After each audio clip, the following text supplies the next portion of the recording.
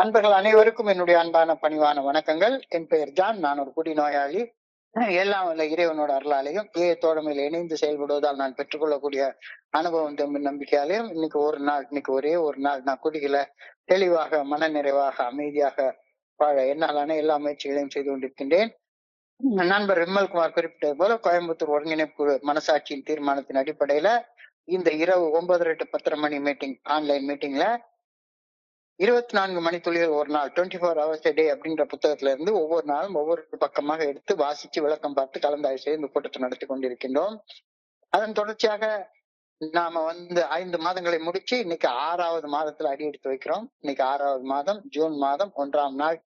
இந்த ஜூன் மாதம் 1ஆம் நாளுக்கான சிந்தனையை வாசிக்குமாறு நண்பர் விமல்குமார் அவர்களை அன்போட பணியோட கேட்டுக்கொள்றேன். விமல்குமார், ஜூன் 1. தேங்க்யூ. நன்றிங்க சார். 24 மணித்துளிகள் ஒரு நாள், ஜூன் 1. தோழமையின் இன்றைய சிந்தனை. மது அருந்துவதை விலக்கி வாழ ஆரம்பித்த பின்னர் நான் வாழ்வில் தவறவிடாத சில காரியங்கள், உடல் ரீதியாக ஏற்படும் நடுக்கம் உட்பட்ட பயங்கரமான உணர்வுகள், தாங்க முடியாத தலைவலி, கை கால் வலி, சிவந்த கண்கள், துடிக்கும் வயிறு, தொங்கி போன தோள்கள், பலமற்ற மூட்டு, 3 நாள் தாடி, எப்பொழுதும் கோபத்தால் சிவந்திருக்கும் முகம், காலையில் நான் அன்பு செய்வோரின் முகத்தில் முழிக்க முடியாத பயம், என் செயல்களுக்கு போலி சமாதானங்கள் கூறி அந்த சமாதானங்களில் எப்படி நிலைத்து நிற்பது என்ற கவலை, வெளித்தோற்றத்தை முகப்பூச்சால் மறைக்க முயல்வது, பணப்பையை திறந்தால் அது காலியாக இருக்க காண்பது, இவைகளெல்லாம் இப்போது என் வாழ்வில் தவறாமல் நிகழ்கின்றவையாக இருக்கின்றனவா? இன்றைக்கான தியானம். நீ ஒரு தெய்வீக பொறியை உன்னுள் உடன் வைத்துக் கொண்டு பிறந்துள்ளாய். நீ உனது கடந்த காலத்தில் வாழ்ந்த வாழ்க்கையால் அப்பொறி அணைக்கப்பட்டு இருந்தது. அந்த தெய்வீக பொறி மீண்டும் ஏற்பட்டு பாதுகாக்கப்பட்டாக வேண்டும். அது நிலையாக எரிவதால் சரியான வாழ்க்கை வாழ வேண்டும் என்ற உன் ஆவல் மேலும் மேலும் உறுதிப்பட வேண்டும். இறையற் பேராற்றலின் விருப்பத்தின்படி செயல்பட மேலும் மேலும் ஆர்வம் கொள்வதால் நீ புதிய வாழ்வின் மென்மேலும் வளர்கின்றாய். இறையற் பேராற்றலை குறித்து எண்ணுவதாலும் அந்த ஆற்றலிடம் வேண்டுவதாலும் அவரிடம் தொடர்பு வைத்துக் கொள்வதாலும் நீ மெதுவாக அவரது சாயலுக்கு மாற ஆரம்பிக்கின்றாய். பொருளாதார வாழ்க்கை முறையில் இருந்து ஆன்மீக வாழ்க்கை முறைக்கு மாறுவது இறையற் பேராற்றலின் தோழமையுடன் இணைந்து நடக்கும் வழியாகும். இன்றைக்கான பிரார்த்தனை. என்னுள் இருக்கும் தெய்வீக பொறியை தூண்டி விட்டு அதை மேலும் வளர்க்க வேண்டுமென இறையற் பேராற்றலை பணிவுடன் வேண்டுகின்றேன். மெதுவாக என் பழைய வாழ்க்கை முறையில் இருந்து புதிய வாழ்க்கை முறைக்கு மாற வேண்டும் எனவும் இறையற் பேராற்றலை வேண்டுகின்றேன். சார், நன்றிங்க சார். நன்றி விமல்குமார். நண்பர்கள் அனைவருக்கும் என்னுடைய அன்பான பணிவான வணக்கம். என் பெயர் ஜான். நான் ஒரு குடிநோயாளி. எல்லாம் வல்ல இறைவனோட அருளாலையும் தோழமையில இணைந்து செயல்படுவதால் நான் பெற்றுக்கொள்ளக்கூடிய அனுபவம் நம்பிக்கையாலையும் இன்னைக்கு ஒரே ஒரு நாள் நான் குடிக்கல, தெளிவாக மனநிறைவாக அமைதியாக வாழ என்னாலான எல்லா முயற்சிகளையும் செய்து கொண்டிருக்கின்றேன். நான் குடிச்சிட்டு இருந்த காலகட்டங்கள்ல அது கல்யாணமாகி ஒரு 2-3 வருஷத்துலயே கிட்டத்தட்ட நான் அந்த இன்விசிபிள் லைனை கிராஸ் பண்ணிட்டேன். குடிக்கார நிலையில இருந்து குடி நோயாளியாக நான் மாறிட்டேன். 1985-86லயே அது நடந்துருச்சு. அப்பெல்லாம் வீட்டுக்கு வர்றப்ப ஆபீஸ் முடிஞ்சு வீட்டுக்கு வர்றப்ப நினைச்சுக்கிட்டே வருவேன், இன்னைக்கு நேற்றுக்கு ரொம்ப மோசமா போயிடுச்சு, குடிக்கவே கூடாது அப்படின்னு நினைச்சுக்கிட்டே வருவேன். வீட்டுக்கு வந்த உடனே ஏதாவது காஃபி கொடுப்பாங்க, அல்லது ராத்திரி சாப்பிடுற வரைக்கும் குடிக்க கூடாதுன்னு நினைச்சுட்டே இருப்பேன்.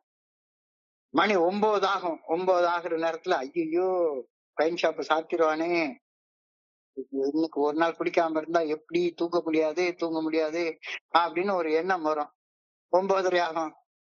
10 மணி போல நாளை முதல் குடிக்கிறத நிறுத்திக்கலாம், இன்னைக்கு ராத்திரிக்கு நான் தூங்கணும், அதனால ஒரு குவார்டர் பாட்டில் மட்டும் குடிச்சுக்கலாம் அப்படின்னு நினைச்சிட்டு ஒரே ஒரு குவார்டர் பாட்டில் வாங்கலாம் அப்படின்னு நினைச்சிட்டு தான் சட்டையை போட்டு வெளியே போவேன். வெளியே போய் ஒரு 10 அடி 15 அடி நடக்கிறதுக்குள்ளார குவார்டர் பாட்டில் குடிக்கணும்ன்ற எண்ணம் குடிக்கிறோம், ஒரு ஹாஃப் பாட்டில் வாங்குவோம், ஹாஃப் பாட்டில் வாங்கிட்டு ஒரு குவார்டர் பாட்டில கடையில குடிச்சிட்டு வீட்டுக்கு இன்னொரு மீதியை குடிச்சுக்கலாம் அப்படின்னு நினைச்சிட்டு போவேன். ஒயின் ஷாப் வாசல நுழைஞ்ச உடனேயே ஹாஃப் பாட்டில் கேட்பேன். பாட்டில் கேட்டுட்டு அங்க குவார்டர் பாட்டில் குடிக்கலாம் உள்ள போய் உட்கார்ந்தவன் பாட்டிலையும் குடிச்சு முடிச்சிருவேன். அப்படியே ஒரு வெறியில, ஏன்னா டைம் ஆயிடுச்சு. டைம் ஆன உடனே வெறியில படபட படபட படபடன்னு பாட்டிலையும் குடிச்சு முடிச்சிருவேன். பாட்டில குடிச்சு முடிச்சுட்டு திரும்ப வீட்டுக்கு வர்றப்ப இன்னொரு குவார்டர் பாட்டில வாங்கிட்டு வருவேன். வீட்டுக்கு வந்து மறுபடியும் ராத்திரி 1 மணி 2 மணி வரைக்கும் அந்த 3/4 பாட்டில குடிச்சு முடிச்ச உடனே ஒரு போதை வரும் பாருங்க. அந்த போதையில நல்லா தூங்கிருவேன். நல்லா தூங்கிருவேன். அற்புதமான தூக்கம் வர்ற மாதிரி இருக்கும். ஏன்னா 3/4 பாட்டில உள்ள போயிருக்கு. 3/4 பாட்டில் போதையில நல்லா தூங்கிருவேன். நல்லா தூங்கிருவேன். ஆனா அடுத்த நாள் காலையில கண் விழிக்கும் போது முந்தின நாள் ராத்திரி குடிச்ச அந்த 3/4 பாட்டில் அந்த போதையுடைய ஹேங் ஓவர் இருக்கும் பாருங்க. அந்த ஹேங் ஓவருக்கு இணையான கொடுமை எதுவுமே கிடையாது. சத்தியமா கிடையாது. வேற ஒண்ணும் இருக்கவே முடியாது. நேத்துக்கு என்ன செஞ்சோன்ற நினைவுக்கே வராது. அந்த 9, 9:30 மணிக்கு ஒயின் ஷாப் போனதுதான் ஞாபகம் இருக்கும். அதுக்கப்புறம் என்ன செஞ்சேன், ஏது செஞ்சேன் எதுவுமே ஞாபகத்துக்கு இருக்காது. பர்ஸ் திறந்து பார்த்தா பர்ஸ்ல 10 பைசா கூட இருக்காது. என்ன பண்ணுனேன், நேத்துக்கு அவ்வளவு பணம் இருந்துச்சே. அப்பதானே நான் வந்து ஒரு அரியர்ஸ் பணம் வாங்கிட்டு வந்தேன். 4000 ரூபாய் 5000 ரூபாய் பணம் இருந்துச்சு. என்ன பண்ணுனேன், ஏது பண்ணேன், 10 பைசா பணம் இருக்காது. யார்கிட்டயாவது கடனை வாங்கி வச்சிருப்பேன். 2000 ரூபாய் அப்படின்னு. அந்த காலத்துல எல்லாம் குவார்டர் பாட்டிலே 15 ரூபாய் அவ்வளவுதான் இருக்கும். 1000 ரூபாய் 2000 ரூபாய் கடனை வாங்கி வச்சிருக்கேன். 10 பைசாவை காணுமே, எங்க போச்சு அந்த பணம் அப்படின்னு உடனே அடி வயிறு புரட்டிட்டு ஒரு பயம் உண்டாகும். ஐயோ மறுபடியும் தொலைச்சுட்டனா அப்படின்னு அடி வயிறு புரட்டிட்டு ஒரு பயம் வரும். உடம்புல அங்கங்க சிராய்ப்பு இருக்கும். என்னடா நம்ம 9:30 மணிக்கு போனோம், அப்பெல்லாம் நல்லா தானே போனோம், எப்படி இந்த சிராய்ப்பு காயம் எல்லாம் ஏற்பட்டுச்சு, எங்கேயாச்சும் கீழே விழுந்து காயப்படுத்தணுமா, விழுந்து ஞாபகம் இல்லையே. கொமட்டிட்டு வாந்தி வரும். கொமட்டிட்டு ஒரு வாந்தி வரும். என்னமோ ஒரு மாதிரி இருக்கும். உடம்பெல்லாம் நடுங்கும், கை கால் நடுங்கும், தலை சுத்தும். யாரோ அடிச்சு போட்ட மாதிரி ஒரு சோர்வு உடம்புல இருக்கும். உடம்பெல்லாம் வலிக்கும். இத்தனைக்கும் 9:30 மணிக்கு குடிக்கிற வரைக்கும் எனக்கு ஒண்ணுமே தெரியாது. அது வரைக்கும் போதை இல்லாம இருந்திருப்பேன். 9:30 மணிக்குள்ள இருந்து ராத்திரி 1 மணிக்குள்ளார என்ன நடந்துச்சுன்னு எனக்கு தெரியாது. 3/4 பாட்டில் குடிச்சது மட்டும்தான் தெரியும். ஆனா எங்க பணம் போச்சு, ஏது போச்சு, இது ஒரு தடவை இல்ல, பல தடவை நடந்திருக்கு. ராத்திரி படுக்கிறதுக்கு முன்னால இருந்த நிலைமை போய் கண்ணு செவந்து விழி பிதுங்கி கீழே விழுந்துற மாதிரி இருக்கும். மோஷன் வர்ற மாதிரி இருக்கும். மோஷன் போக முடியாது. லூஸ் மோஷனாக இருக்கக்கூடிய ஒரு ஃபீலிங் இருந்துட்டே இருக்கும். டாய்லெட்டுக்குள்ளார போய் உட்கார்ந்தே இருக்க தோணும். மோஷனும் வராது, ஒழுங்கா வராது, ஒரு மாதிரியா இருக்கும். தோல் தொங்கி போயிருக்கும், தலை கவிழ்ந்து போயிருக்கும். பெட்ல இருந்து எழும்பி உட்கார கூட தெம்பு இருக்காது. பெட்ல இருந்து எழும்பி உட்கார அப்படியே படுத்துக்கிட்டே கிடக்க தோணும். படுத்துக்கிட்டே கிடக்க தோணும். காலையில காபி குடிக்க கூப்பிடுவாங்க. சரி நேற்றுக்கு தான் அந்த சனி என்னமோ பண்ணிட்டு வந்திருக்கு, இந்த காப்பியை குடிச்சிட்டு ஏதாவது 2 இட்லி சாப்பிட்டு அப்படின்னு சொல்லி காலையில காப்பி குடிக்க கூப்பிடுவாங்க, பிரேக்ஃபாஸ்ட் சாப்பிட கூப்பிடுவாங்க. எலும்பு மனசு வரவே வராது. உடம்புல இருந்து வர்ற நாத்தம் எனக்கே கொமட்டிட்டு வரும். எனக்கே நாத்தம் கொமட்டிட்டு வரும்னா என் பையனுக்கும் என் மனைவிக்கும் எப்படி இருக்கும்? யாருமே பக்கத்துல வர மாட்டாங்க. யாருமே பக்கத்துல வர மாட்டாங்க. அப்படியே அதுலயே கொஞ்ச நேரம் படுத்து கிடந்துட்டு யாரையும், என் மனைவிய, என் பிள்ளைய, யாராச்சும் வீட்டுக்கு வந்திருக்காங்க, அப்பா அம்மா யாரையுமே தலை நிமிர்ந்து பார்க்க தோணவே தோணாது. யாரு என்ன தலை நிமிர்ந்து பார்க்கவே மாட்டாங்க. அப்படி ஒரு கொடூரமான உணர்ச்சிய இப்ப என்னால வார்த்தையில வர்ணிச்சு கூட சொல்ல முடியாது. ஆனா அப்படிப்பட்ட ஒரு வர்ணனை இன்னைக்கு சிந்தனையில கொடுக்கப்பட்டிருக்கிறது. இந்த ஹேங் ஓவர், போதையின் மிச்சம் அப்படின்னு சொல்லுவாங்க. போதையின் மிச்சம். முந்தின நாள் குடிச்ச போதை, அந்த போதையில நல்லா தூங்கியாச்சு. ஆனா அந்த போதையில தூங்கினதுக்கு அப்புறம் எழும்பின உடனே அந்த போதையின் எச்சம் மிச்சம் இருக்குல்ல, அத குடி நோயாளிக்கு மட்டும்தான் அது புரியும். இப்ப நான் பேசுறப்ப உங்க இருக்குல்ல, எல்லாருக்கும் அந்த ஹேங் ஓவர்ன்ற என்னன்னே புரிஞ்சுக்க முடியும். அந்த ஹேங் ஓவர் தாங்கிக்கவே முடியாது. அடிப்படை உண்மை. அப்ப அந்த ஹேங் ஓவர் போனோம்னா என்ன செய்யணும்? ஒரே ஒரு கட்டிங் காலையிலேயே போட்டாகணும். ஒரே ஒரு கட்டிங் போடலைன்னா அந்த ஹேங் ஓவர்ல இருந்து அத ராத்திரி கூட கொஞ்ச நேரம் பொறுத்துக்கலாம். 6, 6:30 மணி 7 மணிக்கு வீட்டுக்கு வந்தோம். 9, 9:30 வரைக்கும் கூட 2 மணி நேரம் காத்துட்டு இருப்பேன். ஆனா காலையில சில நேரத்துல 4 மணிக்கு முழிப்பு வந்துரும். 4 மணிக்கு முழிப்பு வந்துரும். 4 மணிக்கு முழிப்பு வந்த உடனே என்னடா பண்றேனே தோணாது. 4:30 மணிக்கு குடிக்கணும்னு தோணும். 4:30 மணிக்கு குடிக்கணும்னு தோணும். அந்த அளவுக்கு ஒரு மாதிரி இருக்கும். எதுவுமே பண்ண தோணாது. சோ ஒரு வழியா காலங்காத்தாலே நான் இருந்தது சைதாப்பேட்டையில அப்ப அந்த காலத்துல இருந்தேன். அந்த காலத்துல ஒயின் ஷாப் திறந்து வைக்கிறதுக்கெல்லாம் நேரமே கிடையாது. சைதாப்பேட்டை அப்ப அந்த காலத்துல ரொம்ப மெயின் பிளேஸ். லாரி எல்லாம் காலங்காத்தால மெட்ராஸ் போற லாரி எல்லாமே சைதாப்பேட்டை வழியா போறப்ப அங்க ஒரு கார்னர்ல ஒரு ஒயின் ஷாப் இருக்கும். காலையில 4 மணிக்கெல்லாம் ஜே ஜே ஜே ஜேன்னு கூட்டத்தோட அந்த ஒயின் ஷாப் இருக்கும். காலையில 4 மணிக்கு போய் அங்க ஒரு குவார்டர் பாட்டில் மறுபடியும் அடிச்சாதான் கை கால் நடுக்கம்லாம் நிக்கிற மாதிரி இருக்கும்.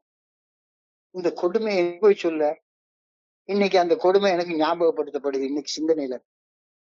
இது ஒரு கொடூரமான சுழற்சி. குடிச்சதால ஹேங் ஓவர் உருவாகுது. முந்தின நாள் கால் பாட்டில் குடிக்கலாம்னு போய் அரை பாட்டில் வாங்கி அதுக்கப்புறம் 3/4 பாட்டில் குடிச்சு முடிச்சதுனால ஒரு ஹேங் ஓவர் உருவானது. அப்புறம் ஹேங் ஓவர் போறதுக்காக இன்னொரு 1/4 பாட்டில் குடிக்கணும்ன்ற கட்டாயம். இதுதான் நிலைமை. கொடூரமான சுழற்சி அப்படின்னு சொல்றாங்க. கொடூரமான சுழற்சி. இந்த சுழற்சி சைக்காலஜில இந்த பினாமினாவை சைக்காலஜில ஹாம்ஸ்டர் வீல் அப்படின்னு சொல்றாங்க. ஹாம்ஸ்டர் வீல் அப்படின்னா என்ன அர்த்தம்?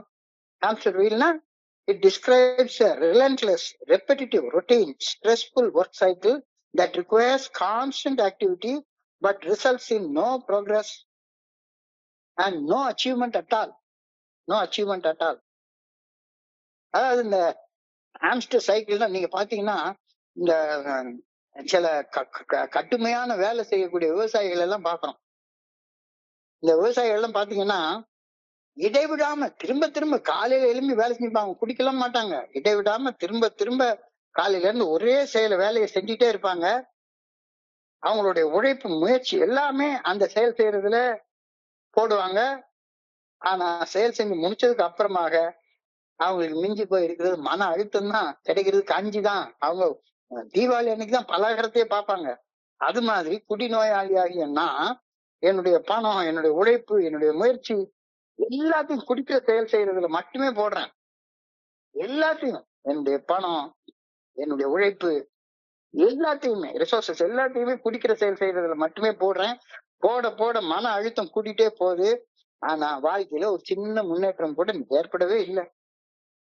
requires constant activity but results in no progress or long term achievement. ஒண்ணுமே நடக்கல. அப்படியே பல வருட காலம் 20 வருஷ காலம் அப்படியே தேக்கம் அடைஞ்சு நின்னுட்டேன். நேத்தையோட இன்னைக்கு ஒரு படி கீழே இறங்கி நிக்கிறேன். இன்னைக்கோட நாளைக்கு இன்னொரு படி கீழே போய் அடிமட்டம்னா புது அடிமட்டமா பார்த்துட்டே உட்கார்ந்துருக்கேன். எல்லா முயற்சியும் போடுறேன். ஆனா எந்த ஒரு நல்ல விளைவும் ஏற்படவே மாட்டேங்குது. என்னால எல்லா முயற்சியும் போடுறேன். எப்படியோ பணத்தை எங்கேயாச்சும் பரட்டி உருட்டி தேத்தி அந்த குடிக்கிற செயல் செய்யறேன். ஆனா ஒரு நல்ல விளைவும் ஏற்படல. இதைத்தான் ஹாம்ஸ்டர் வீல் எஃபெக்ட்னு சொல்றாங்க சைக்காலஜில. இந்த ஹாம்ஸ்டர் வீல் எஃபெக்ட் தான் அந்த அதாவது குடிச்சதுனால ஹேங் ஓவர் வருது. ஹேங் ஓவர் போறதுக்காக குடிக்கிறதுனால ஹேங் ஓவர் வருது. ஹேங் ஓவர் போறதுக்காக குடிக்கிறேன். இப்படியே ஒரு சைக்கிள். என்னுடைய எல்லாமே இந்த சைக்கிளுக்குள்ளார பொத மணலுக்குள்ளார மாட்டிக்கிட்டு இந்த ஹாம்ஸ்டர் வீல் எஃபெக்ட்ல மாட்டிக்கிட்டு கடுமையாக உழைக்கிறேன்னு தோணுது. ஆனா அந்த உழைப்பு என்ன ஆகுதுன்னே புரியல. ஒண்ணுமே புரிய மாட்டேங்குது.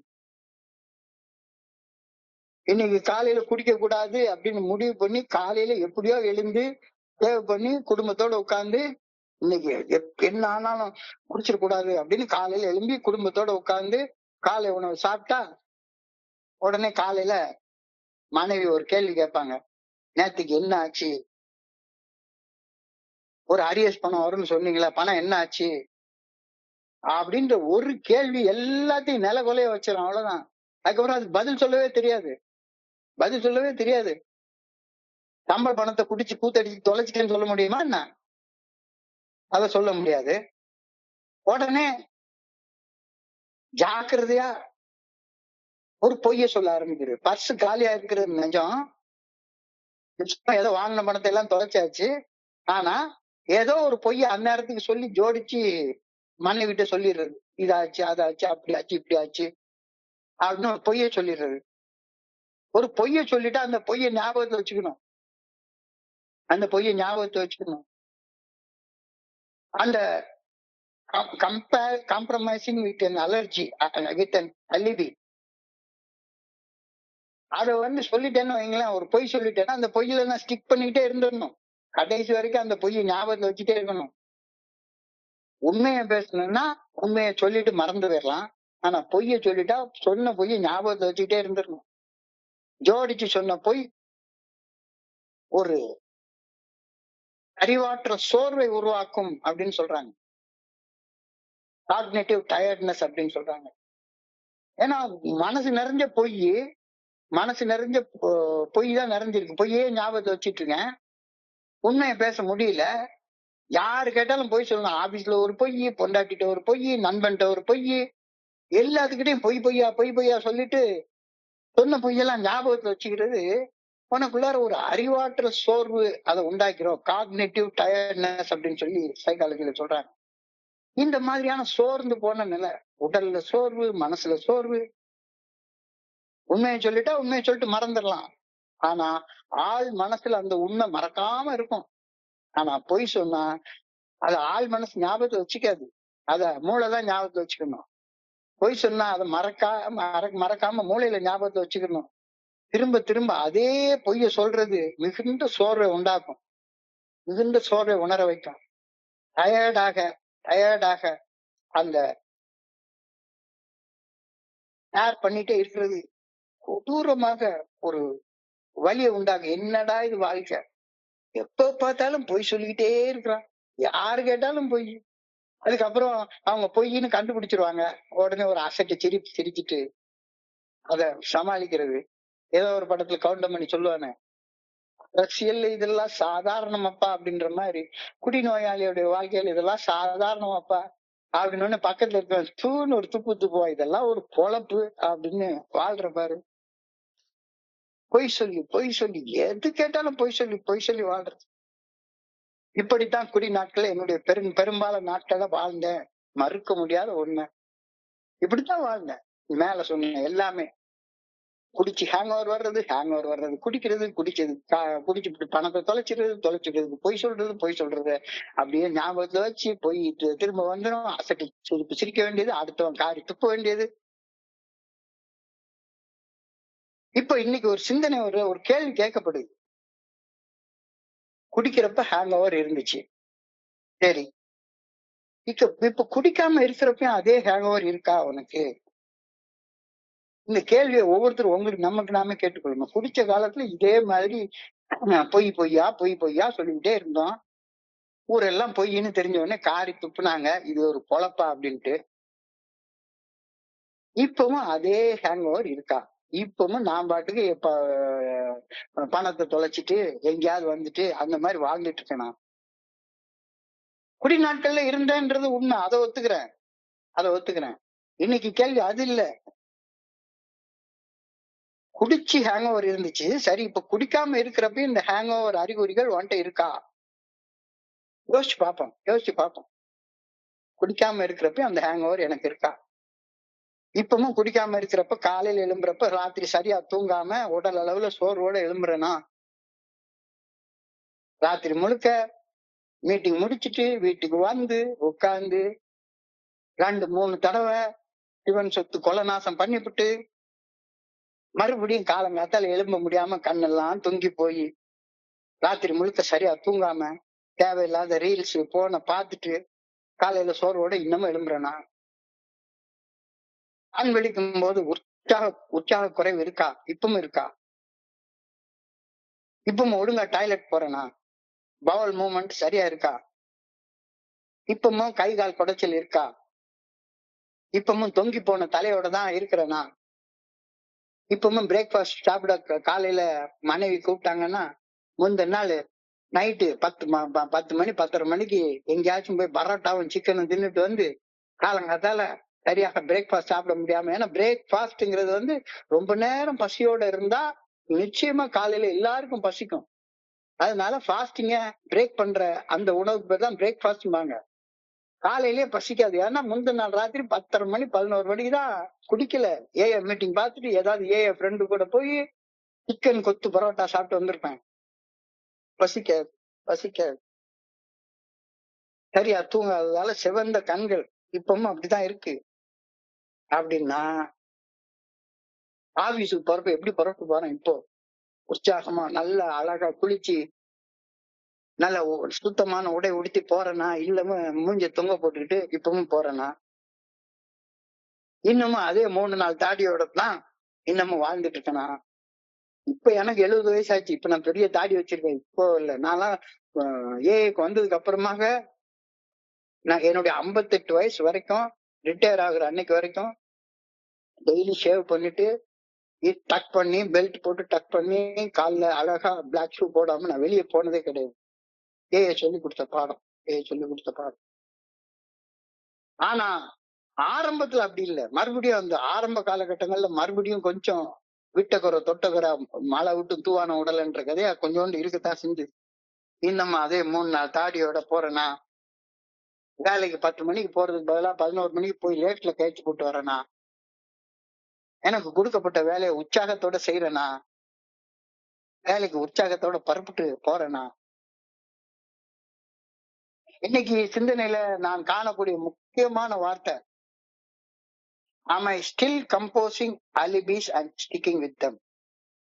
am I still composing alibis? இன்னமும் போய் சொல்லிட்டு செய்த தவறுகளுக்கு அல்லது செய்ய தவறிய நல்ல செயல்களுக்கு என்கிட்ட உள்ள ஒரு கோளாறு குறைபாடு இருக்கு.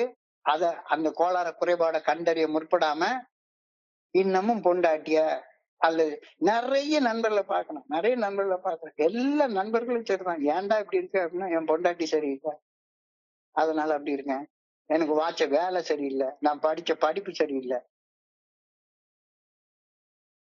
So இப்பவும் am I still composing alibis and sticking to them?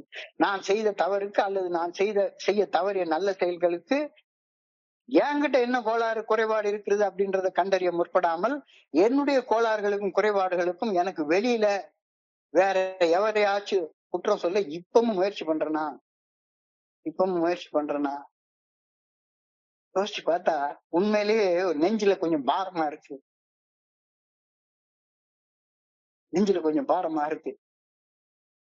என்னுடைய குறைபாடுகளுக்கும் என்னுடைய கோளாறுகளுக்கும் உள்ள காரணங்கள் என்னை விட்டு வெளியே தேட முயற்சிப்பது அறிவாற்றல் சோர்வை, காக்னிட்டிவ் டயர்ட்னஸை உருவாக்கும் அப்படின்னு சைக்காலஜி சொல்லுது. நீ உனக்கு உள்ளார உள்ள குறைய, உனக்கு உள்ளார உள்ள கோளாற மறைச்சு வச்சுட்டு எனக்கு உள்ளார உள்ள கோளாறுக்கும் குறைபாடுக்கும் நான் சோர்வா இருக்கிறதுக்கு இன்னார் காரணம், அன்னார் காரணம், அது காரணம், இது காரணம் அப்படின்னு நான் சொல்லிட்டு இருந்தேன்னா சொல்லி சொல்லி சொல்லி சொல்லி டயர்ட் ஆகி போயிடும். ஏன்னா அது பொய். அது உண்மை கிடையாது. அது அறிவாற்றல் சோர்வை உண்டாக்கிறோம். இது ஆழமான உண்மை. புரிஞ்சுக்கோ அப்படின்னு இன்னைக்கு சிந்தனை சொல்லுது. என்னுடைய அறிவாற்றல் முரண்பாட்டிற்கு காக்னிட்டிவ் டிஸ்சனன்ஸ் அப்படின்னு சொல்றாங்க. ஒரு நேரம் ஒன்ன பேசுறேன், இன்னொரு நேரம் இன்னொரு பேசுறேன், மாத்தி மாத்தி பேசுறேன். ஒவ்வொருத்தருக்கும் ஒரு முகத்தை காட்டுறேன், நடிக்கிறேன், உண்மையை பேச மாட்டேங்கிறேன். இது அறிவாற்றல் முரண்பாட்டு காரணமா இருக்கும். அறிவாற்றல் டயர்ட்னஸ், காக்னிட்டிவ் டயர்ட்னஸ், காக்னிட்டிவ் டிஸ்சனன்ஸ். இதுவும் ரெண்டும் என்கிட்ட இன்னமும் இருக்கா? என்கிட்ட இருக்கிற ஒரு கோளாறுக்கு ஒரு குறைபாட்டுக்கு நான் தான் காரணம்னு தெளிவாக தெரிஞ்சதுக்கு அப்புறமாகவும் என்னுடைய மனைவிய அல்லது வேற யாரையோ பொய்யாக காரணம் ஜோடித்து சொல்வது எனக்குள்ளார மன அழுத்தத்தையும் முரண்பாட்டான செயல்பாட்டையும் உருவாக்கும். சரி, குடிச்சு இவ்வளவு நாள் ஆயிடுச்சு, இன்னும் பர்ஸ் காலியா இருக்கா? ஒரு நண்பர் சொன்னாரு என்கிட்ட, இங்க பாருப்பா, உங்களுக்கு என்ன சார் வேலை பார்க்காமலே பென்ஷன் வருது, எனக்கு என்ன செய்யறது, வேலையே கிடையாது, பர்ஸ் காலியா இருக்குது அப்படின்றாரு. இதுக்கு என்ன சொல்றது? இந்த பர்ஸ் காலியா இருக்கிறதுக்கு என்ன காரணம்னு கேட்டா, என் பொண்டாட்டி அதிகமா செலவு பண்றா சார், சினிமா போகணுங்கிறா சார், அங்க போகணுங்கிறா சார், கேட்டுட்டே இருக்கிறா. நேற்றுக்கு தான் பையனுக்கு 30,000 ரூபாய் ஃபீஸ் கட்டினேன், இன்னைக்கு மறுபடியும் 1000 ரூபாய் கொடுன்னு கேக்குறா சார். எங்க சார் போவேன், நான் இந்த வேலையை பார்த்துட்டு இருக்கேன், பொண்டாட்டி சரியில்லை சார். இன்னமும் பர்ஸ் காலியா இருக்குதா? பர்ஸ் திறந்தா பணம் இல்ல அப்படின்னு இன்னமும் இருக்கா?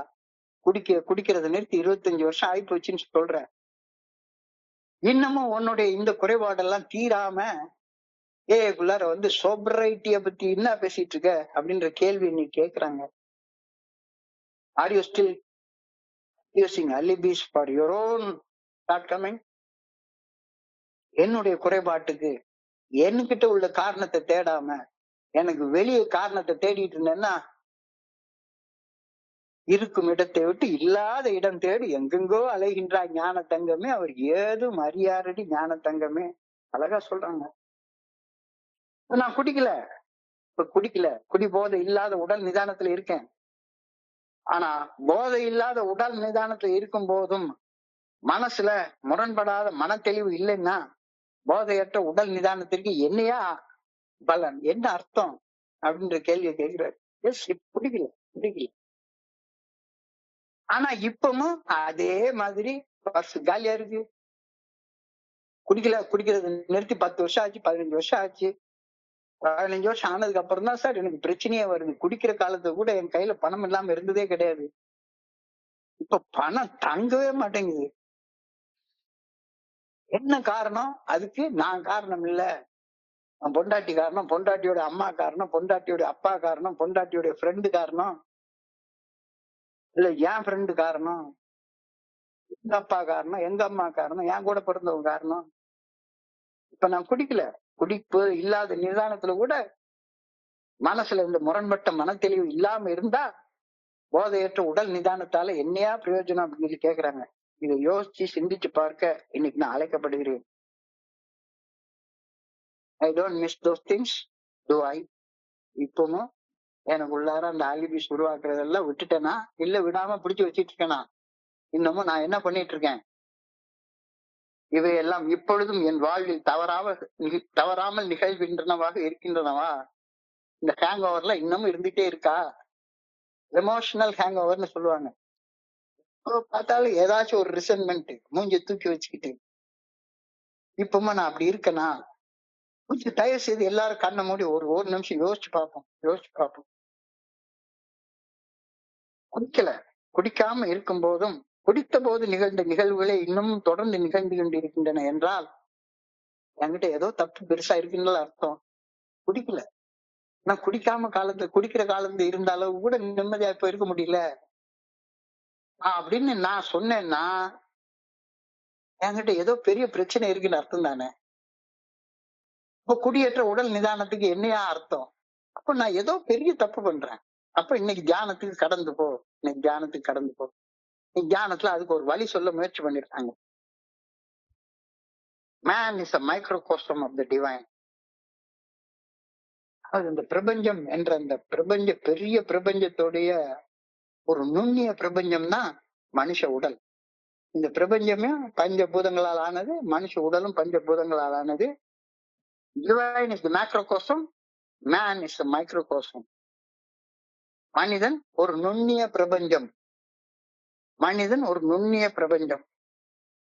So there is an inherent sacred essence, the fragment of God or higher consciousness in every human, representing a unbreakable connection to the divine. எல்லா மனுஷனுக்கும் உயிர் இருக்கு. உயிர் இருக்குன்னா என்ன? தெய்வத்தோட ஒரு தொடர்பு இருக்கு. அந்த தெய்வத்தோட தொடர்பு இல்லாத ஒருத்தன் உயிரோட இருக்க முடியாது. தெய்வ ஆற்றலோட, இறையர் பேராற்றலோட, பிரபஞ்ச இயக்க பேராற்றலோட தொடர்பு இல்லாதவன் எப்படி உயிரோட இருக்க முடியும்? எனக்குள்ளார அந்த டிவைன் ஸ்பார்க் இருக்கு. கற்பனைக்கு அடங்காத இந்த பேரண்டம் ஒரு பெரிய தீப்பிழம்பு. எனக்குள்ளார இருக்கிற உயிர் அந்த பெரிய தீப்பிழம்போட ஒரு சின்ன தீப்பொறி. அததான் ஸ்பார்க் அப்படின்னு சொல்றாங்க. சின்ன தீப்பொறி. அருட்பெருஞ்சோதி, தனிப்பெரும் கருணை அருட்பெருஞ்சோதி. அந்த பெரிய பேரண்டத்துடைய சின்ன தீப்பொறி எனக்குள்ளார இருக்கு. திருச்சிற்றம்பலம் அப்படின்னு சொல்லுவாங்க. திருச்சிற்றம்பலம் அப்படின்னா ஒரு சிறிய தீப்பொறி. I am born with a divine spark within. எனக்குள்ளார அந்த டிவைன் ஸ்பார்க் இருக்கு. எனக்குள்ளார இருக்கக்கூடிய ஒளி, உண்மை, ஞானம் மற்றும் நல்ல ஒழுங்கான பாதையை காட்டும் வழிகாட்டியாக எனக்குள்ளார இருக்கக்கூடிய அந்த அருட்பெரும் ஜோதி செயல்படுகின்றது. அருட்பெரும் ஜோதி, தனிப்பெரும் கருணை அருட்பெரும் ஜோதி. ஆற்றலின் ஆதாரம் எனக்குள்ளாரே இருக்குது. ஆற்றலின் ஆதாரத்தோட நான் ஏற்கனவே இணைக்கப்பட்டிருக்கிறேன். ஆனா என்ன பண்றேன், மறுபடியும் பிச்சை எடுத்துக்கிட்டு ஹேங் ஓவர்ல வாழ்ந்துட்டு இருக்கிறேன். தியானத்துல இதை யோசிச்சு பாரு. என்னுடைய குருஜி சொல்லுவாரு என்னுடைய குருஜி சொல்லுவாரு ஒருத்தன் ஒரு பெரிய பயங்கரமான கஷ்டத்துல இருக்கிறான். ஒரு பெரிய பணக்காரன், உலகத்துல இருக்கிறதுலே பெரிய செல்வந்தன். அவங்ககிட்ட 1,00,000 கோடி ரூபாய் பணம் இருக்குது. அவங்ககிட்ட போய், ஐயா என்னால முடியல அப்படின்னோடனே, இவனுடைய பரிதாபமான நிலையை பார்த்துட்டு அந்த பெரிய செல்வந்தர் வந்து 1,00,00,000 ரூபாய்க்கு ஒரு செக் எழுதி கையில கொடுத்து, சரி பொழைச்சுக்கோ போ அப்படின்னு சொல்லி கையில கொடுத்துட்டாரு. இவன் வந்து அந்த செக்க அழகா ஒரு ஃப்ரேம் போட்டு மாட்டி, அந்த செக்குக்கு டெய்லி காலையில ஒரு பூ வச்சு கற்பூரம் ஏத்தி சாமி கும்பிட்டு அந்த செக்க கும்பிட்டுக்கிட்டே இருக்கிறான். ஆனா மறுபடியும் வீட்டுக்குள்ளார டீ சாப்பிடுறதுக்கு வழி இல்ல. இவனை என்னன்னு சொல்ல இவனை என்னன்னு சொல்ல எனக்குள்ளார ஏற்கனவே இருக்கக்கூடிய உள் ஒளி, உண்மை, ஞானம், அருட்பெரும் ஜோதி, நல்ல ஒழுங்கான பாதை, அது அந்த ஜோதி காட்டிட்டே இருக்குது. எல்லாமே எனக்குள்ளார இருக்குது. ஆற்றலின் ஆதாரத்தோடு ஏற்கனவே நான் இணைக்கப்பட்டிருக்கிறேன். ஆனால் that divine spark had been smothered by the life I was living. Smothered by the life I was living. Smotheredனா மூடி மறைத்து வைக்கப்பட்டுள்ளது அப்படின்னு சொல்றாங்க. ஆர்வமாக உள்ளிருக்கிறது. எனக்குள்ளார இருக்கிற டிவைன் ஸ்பார்க் நான் வெளியே காட்டவே இல்லை. It has been smothered by, மூடி மறைச்சு வைக்கப்பட்டு, smothered by the life I was living. மூடி மறைத்து வைக்கப்பட்டுள்ளது என்று பொருள். ஸ்மாதர்ட்னா என்னுள் இருக்கும் அந்த டிவைன் ஸ்பார்க், அந்த ஆன்ம ஆற்றல் நான் வாழ்ந்த என்னுடைய கடந்த கால வாழ்க்கையால் மூடி மறைத்து வைக்கப்பட்டுள்ளது. இன்னும் கடந்த கால வாழ்க்கையை நான் மாத்திக்கவே இல்லை. கடந்த கால வாழ்க்கையை மாத்திக்கவே இல்லை. குடிக்கல. ஆனா அந்த குடிக்காத ஒரு விஷயத்த மட்டுமே ஊரா போய் மைக்கா பிடிச்சு பேசிக்கிட்டே உட்கார்ந்துருக்கேன். ஊரா போய் மைக்கா பிடிச்சிட்டு நான் குடிக்கல. பரிசு திறந்தா பணம் இல்ல, வீட்டுல காட்டா பொண்டாட்டி நகை வந்து அடமானத்துல இருக்குது. சாப்பிடுறதுக்கு சரியான சாப்பாடு சாப்பிடுறதுக்கு கஷ்டப்பட்டுட்டு உட்கார்ந்துருக்கேன். ஆனா நான் யாரு? கடவுளுடைய பிள்ளை. 1,00,00,000 பணத்தை ஃப்ரேம் போட்டு வச்சு அதுக்கு சாம்பிராணி போட்டு தூபம் காட்டிட்டு உட்கார்ந்துருக்கேன். இப்ப நான் செய்ய வேண்டியது என்ன? அந்த 1,00,00,000 செக்கை கொண்டே கொடுத்து கேஷ் ஆக்கி நல்ல சாப்பிட்டு வாழப்பா. இப்ப நான் செய்ய வேண்டியது என்னவென்றால், ஏற்கனவே எனக்குள்ளார மூடி மறைந்து இருக்கும் அந்த தெய்வீக தீப்பொறியை வெளிச்சத்திற்கு கொண்டு வருவது மட்டும்தானே. இப்பவும் உட்கார்ந்து மீட்டிங்கா வந்து இதால சரியில்லை அதால சரியில்லைன்னு புலம்புன்னு புலம்பிட்டே இருக்கிறதுனால என்ன பிரயோஜனம்? இப்பொழுது நான் செய்ய வேண்டியதெல்லாம் ஏற்கனவே எனக்குள்ளார இருக்கிற அந்த அருட்பெரும் ஜோதிய வெளியே கொண்டு வா. The celestial fire has been tended and fed so that it will grow eventually into a real desire to live the right way. வெளியே கொண்டு வந்தேன்னா உள்ளுக்குள்ளார இருக்கக்கூடிய அந்த அருட்பெரும் ஜோதி வளர ஆரம்பிச்சு நானும் அபரிமிதமா வாழணும் அப்படின்ற அந்த ஆழமான விருப்பத்தை எனக்குள்ளார கொண்டு வரும். நானும் நல்லா வாழ முடியும் அப்படின்ற விருப்பத்தை எனக்குள்ளார கொண்டு வரும். புலம்புறது நிறுத்து. நான் எல்லா நண்பர்களையும் சொல்லுவேன், என்னையா இது என்ன புலம்பல் கூடமா என்ன இந்த மீட்டிங்ன்றது? யார் வந்தாலும் சரிதான். நான் அன்னைக்கும் குடிக்கிற காலத்தையும் கஷ்டப்பட்டேன், இன்னைக்கும் கஷ்டப்பட்டுட்டு உட்கார்ந்துருக்கேன். எப்பவும் கஷ்டம்தான். என் பொண்டாட்டி சரியில்லை, இப்பவும் சரியில்லை. உங்களுக்கு என்ன சார்? நீங்க என்னென்னமோ ராத்திரி பேசிட்டே போயிட்டே இருக்கிறீங்க, உங்களுக்கு ஒரு பிரச்சனையும் இல்லை. பின்னால என்ன இருக்கு? அப்ப எனக்குள்ளார இருக்கிற டிவைன் ஸ்பார்க் ஒண்ணு, உங்களுக்கு இருக்கிற டிவைன் ஸ்பார்க் ஒன்னா? ரெண்டு ஒண்ணு தானே? ரெண்டும் அருட்பெரும் ஜோதி தானே? தனிப்பெரும் கருணை உள்ள அருட்பெரும் ஜோதி தானே? என்னுள் மறைந்து இருக்கும், என்னுள் அருவமாக இருக்கும் அந்த தெய்வீக பொறி வெளிச்சத்திற்கு கொண்டு வரப்பட்டு விட்டால் அது இயல்பாக பரவும், இயல்பாக வளரும்.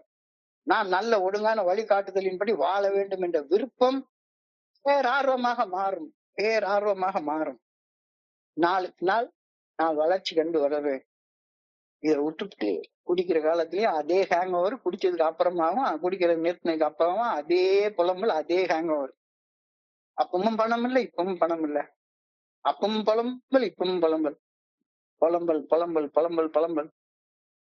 என்னுடைய குருஜி சொல்லுவாரு, யோ முட்டா பசங்க கூட்டமா புலம்பிட்டு இருக்கிறதுக்கு மூடர் கூடமா இது? புலம்பிட்டே இருக்குது. கடவுளுடைய பிள்ளை, தெய்வீக ஆற்றல் உனக்குள்ளார இருக்குது. ஆற்றலின் ஆதாரம் உனக்குள்ளாரே இருக்குது. ஆற்றலின் ஆதாரத்தோட நீ ஏற்கனவே இணைக்கப்பட்டிருக்கிற. இப்படின்றது ஏன் உனக்கு தெரிய மாட்டேங்குது? இறையருட் பேராற்றல் நான் எப்படி வாழ வேண்டும் என்ற தனது விருப்பத்தை எனது மனசாட்சி நல்ல ஒழுங்கான வழிகாட்டுதல் மூலம் வெளிப்படுத்துகின்றது. நம்பு.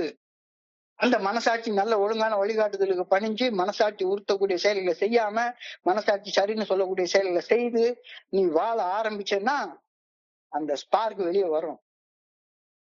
வெளியே வந்து பரவ ஆரம்பிக்கும். அது வரைக்கும் நீ புலம்பிட்டே உட்கார்ந்துருப்ப. புலம்புறது நிறுத்து. By trying to do the will of God, I grow more and more in the new way. உனக்குள்ளார இருக்கக்கூடிய அந்த அருட்பெரும் ஜோதியை நீ அறிய ஆரம்பி. உனக்குள்ளார இருக்கு. That is a divine spark in everybody. அது இல்லாத மனுஷன் செத்த பணம். எனக்கு எதுவுமே இல்லைன்னு சொல்லாத. கடவுள் உனக்கு எல்லாம் கொடுத்திருக்கிறாரு. நீ அதை வெளியே கொண்டு வர மாட்டேங்கிற. ஏன் கொண்டு வர மாட்டேங்கிற? மறைவுல இருட்டுக்குள்ளார கரப்பாம்பூச்சி வாழ்க்கை வாழ்ந்துட்டு இருக்க. அதனாலதான் இந்த புலம்பல். இறையருட் பேராற்றலின் நல்ல ஒழுங்கான வழிகாட்டுதல் குறித்து இடைவிடாமல் சிந்திப்பதால் அந்த நல்ல ஒழுங்கான வழிகாட்டுதலின்படி வாழ தேவைப்படும் ஆற்றலை நான் வேண்ட ஆரம்பிப்பேன். கொஞ்சம் கொஞ்சமாக நான் இறையருட் பேராற்றலின் ஆற்றல் என்னுடைய ஒவ்வொரு செயலையும் வெளிப்பட ஆரம்பிக்கும். அந்த செயல்ல நான் வளர ஆரம்பிப்பேன். கொஞ்சம் கொஞ்சமாக முதிர்ச்சி அடைய ஆரம்பிப்பேன். ஹேங் ஓவர்ல வாழாத. By thinking of the good orderly direction of God regularly and praying to Him for the strength to act according to His will, we gradually grow more like Him. அந்த உள்ள அருட்பெரும் ஜோதிய வெளிச்சத்துல வாழ ஆரம்பிப்பான். அந்த அருட்பெரும் ஜோதியோட வெளிச்சம் தான் நல்ல ஒழுங்கான வழிகாட்டுதல். Good orderly direction. That is God. Connection with God means இறையருட் பேராற்றலின் தொடர்பினால் அவரது ஆற்றலை, அந்த ஆற்றலது விருப்பப்படி செயல்பட பெற்றுக்கொள்தல் என்றுதானே அர்த்தம். அதுக்கு கடவுளுடைய ஆற்றலை கேட்கிறேன். அது எனக்குள்ளார ஏற்கனவே இருக்குன்றது தெரியாம கேட்டுக்கிட்டே இருக்கிறேன். மறுபடியும் செக்க ஃப்ரேம் பண்ணி போட்டு நான் பாட்டுக்கு தூபம் காட்டிட்டு உட்கார்ந்துடுறேன். தெய்வீக தொடர்பு என்பது பொருளாதாரம் சார்ந்து செயல்படுவதை விட்டு ஆன்மீகம் சம்பந்தப்பட்டு செயல்படுவதற்கு மாறுவது அப்படின்னு தானே அர்த்தம். That is the divine connection.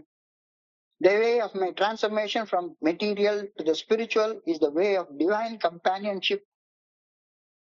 உனக்குள்ளார இருக்கு. முதல்ல குதிரையை வச்சு வண்டியை வச்சு குதிரையை இழுக்க முயற்சி பண்ணாத. கடவுள்கிட்ட போய் மெட்டீரியல் வேணும்னு கேட்கவே கேட்காத.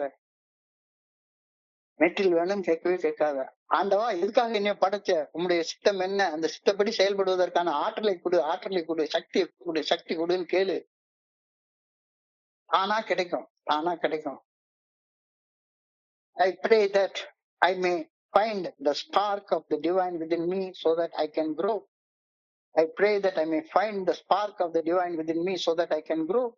எனக்குள்ளார ஏற்கனவே இருக்கக்கூடிய தெய்வீக தீப்பொறிய நான் வளர்ச்சி காண்பதற்கு நிமித்தம் தூண்டிவிட வேண்டும் என வேண்டுகின்றேன். I pray that I may be gradually transformed from old life to the new life. Old life என்ன? பொருளாதாரம் சார்ந்து குடிக்கிற எங்க இருந்துடா பணம் வரும், எவங்கடா பிச்சை எடுக்கலாம், எவன்டா 50 ரூபா கொடுப்பான், எவன்டா எனக்கு பணம் கொடுப்பான். பொருளாதாரம் சார்ந்து வாழ்ந்த என்னுடைய பழைய வாழ்க்கையிலிருந்து ஆன்மீகம் சார்ந்த புதிய வாழ்க்கை வாழ்வதற்காக மாற்றம் அடைய வேண்டும் என ஆண்டவா உண்மை வேண்டுகின்றேன். ரொம்ப சிந்திக்க வேண்டிய ஒரு விஷயம். சிந்திக்கிறோமா சிந்திக்கலையா நம்ம கையில தானே இருக்கு. இப்போ இன்றைய சிந்தனையுடைய சின்ன தொகுப்பு. இந்த காலகட்டங்கள்ல நான் குடிக்கவே கூடாதுன்னு நினைப்பேன். ஆனா அந்த ஒண்ணு ஜெயிச்சோம். இன்னைக்கு ராத்திரிக்கு தூங்க வேணும், ஊத்திக்கிறேன் கொஞ்சம், நாளையில இருந்து குடிக்க மாட்டேன். ஸோ ராத்திரி 9 மணிக்கு எவ்வளவு சபதம் பண்ணியிருந்தாலும் சரிதான், சத்தியம் பண்ணியிருந்தாலும் சரிதான், அதெல்லாம் மீறி 9 மணிக்கு வெளியே புறப்பட்டு போவேன். எவ்வளவு ஒரே ஒரு கட்டிங் போட்டுக்கலாம், ஒரே ஒரு குவார்டர் மட்டும் அடிச்சுக்கலாம் அப்படின்னு போவேன். போறதுக்குள்ளார அது ஹாஃபா மாறிடும். குவார்டர் குடிச்சிட்டு மிச்சத்தை குடிச்சுக்கலாம் நினைச்சிட்டு வருவேன். ஆனா வீட்டுக்குள்ளார வந்தா மறுபடியும் தேவைப்படுமேன்னு ஹாஃப குடிச்சிட்டு ஒரு குவார்டர் வாங்கிட்டு ஒரு 3/4 பாட்டில் 2 மணி நேரம் 3 மணி நேரத்துக்குள்ள குடிச்சிருவேன். முக்கால் பாட்டில 2 மணி நேரத்துக்குள்ள குடிச்சா அவ்வளவுதான், மித மிஞ்சிய போதை. அடுத்த நாள் காலையில போதையில நல்லா தூங்கிடுவேன். சரி, அடுத்த நாள் காலையில உள்ள ஹேங் ஓவர் தான். அப்படியே உலகமே வெறுத்து போன மாதிரி இருக்கும். என்னடா செஞ்சோம்? 9 மணி வரைக்கும் சரியா தானே இருந்தோம். இந்த 9 மணிக்குள்ளார இருந்து 2 மணிக்குள்ளார என்ன நடந்தது? உடம்புல 2 இடத்துல அடிபட்டு இருக்கு, எங்கேயோ கீழே விழுந்திருக்கேன். பர்ஸ்ல நேற்றுக்குதான் கடனை வாங்கி 2000 ரூபாய் வச்சிருந்தேன், 10 பைசா இல்ல. எங்க போச்சு? என்னை அன்பு செய்தவங்களை காலங்காத்தால நிமிர்ந்து பார்க்கவே முடியாது, ஒமட்டிக்கிட்டு வரும். என் நாட்டை எனக்கே பிடிக்காது. எப்ப சரியாகும்? ஒரு கட்டிங் வச்சாதான் சரியாகும். காலங்காத்தால எந்திரிச்சு போய் மறுபடியும் ஒரு கட்டிங் போட்டாதான் சரியாகும். வீட்டுல வந்து கேட்பாங்க, சரி ஒரு நாள் வந்து வேண்டவே வேண்டாம், இன்னும் குடிக்க கூடாதுன்னு காலையில ஹேங் ஓவரை சகிச்சுக்கிட்டு உட்கார்ந்து இருந்தா கூட கொண்டாட்டி கேட்பாங்க திடீர்னு, நேற்றுக்குதான் சம்பளம் வந்துச்சு, எங்க போச்சுது? உடனே அதை மறைக்கிறதுக்கு ஒரு பொய்ய மறைக்க இன்னொரு பொய்ய மறைக்க இன்னொரு பொய்.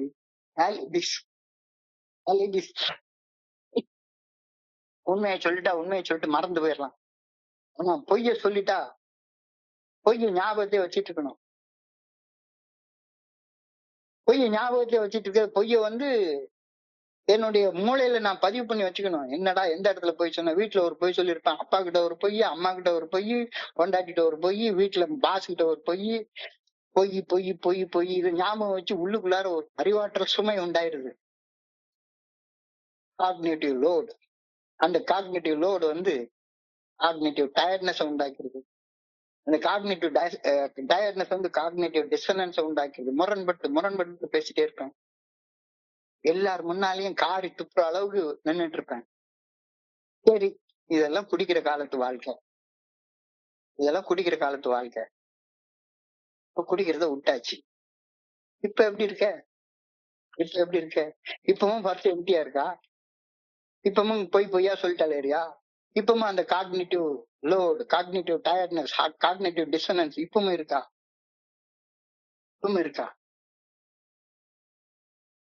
இப்பவும் இருக்குன்னா ஏதோ பெரிய தப்பு இருக்குன்னு அர்த்தம்.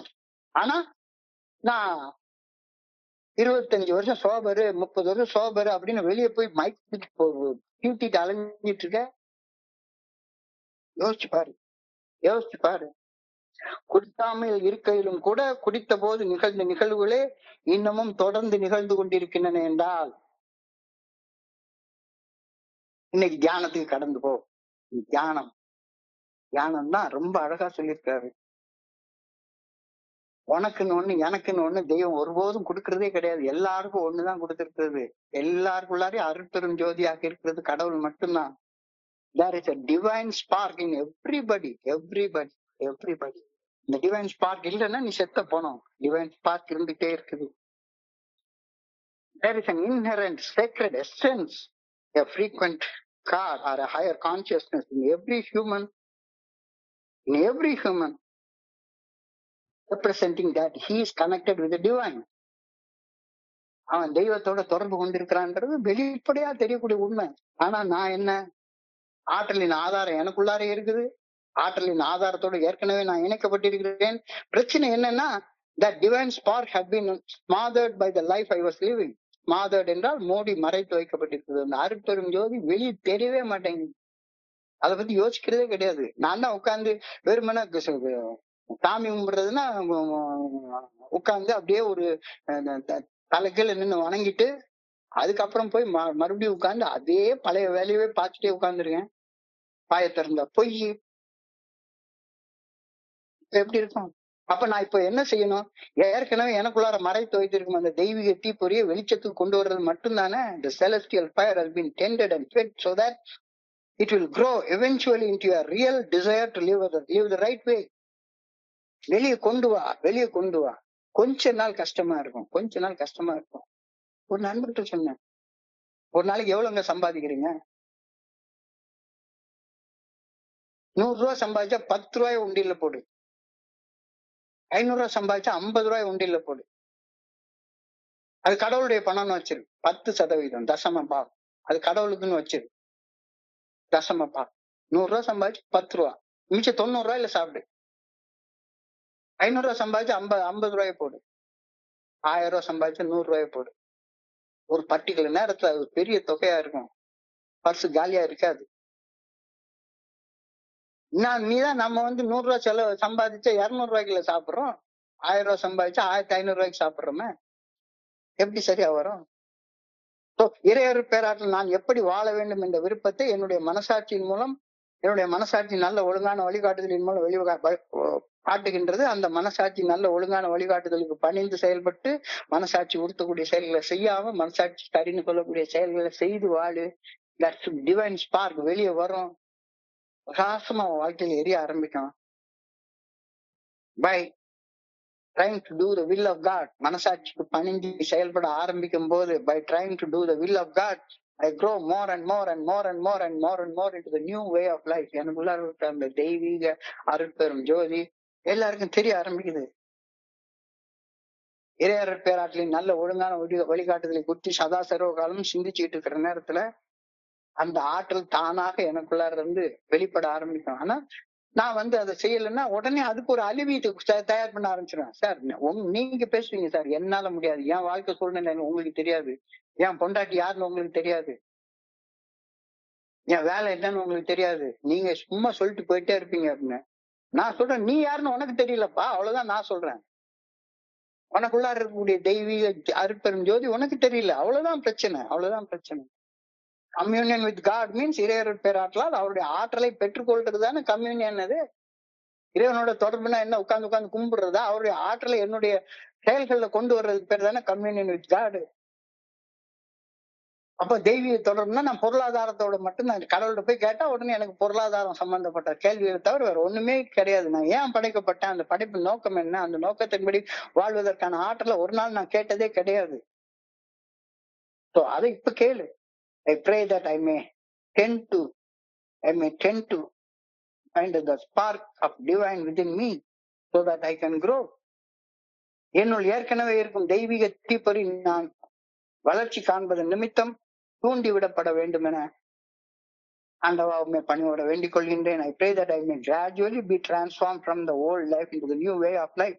பொருளாதாரம் சார்ந்து வாழ்ந்த என்னுடைய பழைய வாழ்க்கையிலிருந்து ஆன்மீகம் சார்ந்த ஒரு புதிய வாழ்க்கையை நான் வாழ வேண்டும், அதற்காக மாற வேண்டும் அப்படின்னு வேண்டுகின்றேன் அப்படின்ற ஒரு கருத்தை சொல்றாங்க. மறுபடியும் நான் சொல்றேன், உங்களுக்கு எல்லாம் எப்படி நன்றி சொல்றேன்னு எனக்கு தெரியல. இந்த ராத்திரி நேரத்துல இப்படிப்பட்ட சிந்தனை எல்லாம் சிந்திக்கிறதுக்கு கொடுத்து வச்சிருக்கணுமா வேண்டாமா? ஆனா என்ன பண்ணாலும் சரிதான். என்னதான் இது மாதிரி ஏதோ கொஞ்சம் தூங்க வைக்கிற மாதிரி ஏதாவது ட்ரங்கலா பேசுனீங்கன்னா நல்லா தூங்கலாம். இது தூங்க விடாமல எழுப்பி விடுது.